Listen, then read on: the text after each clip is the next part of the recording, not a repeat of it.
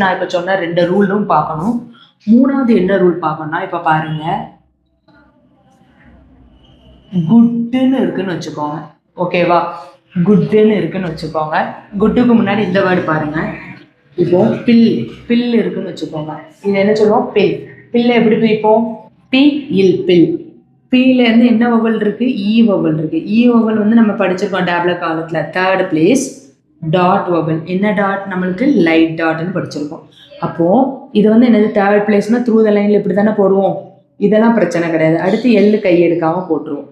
இதுல தான் பிரச்சனை கிடையாது. ஆனா எப்பவுமே ஸ்டார்டிங் 3rd பிளேஸ்ல எப்போவுமே 3rd பிளேஸ்ல ஒரு வவ்வல் வந்துச்சுன்னா பிளேஸ் எல்லாம் கரெக்டா போட்டுருவோம். இப்போ வந்து நான் இங்க வச்சிருக்கேன்னு வச்சுக்கோங்க, இ. இந்த பிக்கும் இது 3rd பிளேஸ், இந்த இல்லுக்கும் இது 1st பிளேஸ்.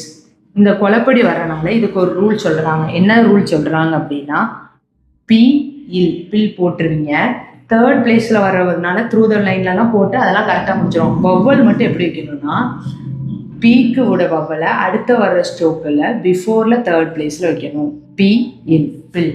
இப்படி வச்சாலும் பொருள் மாறாது. எப்படி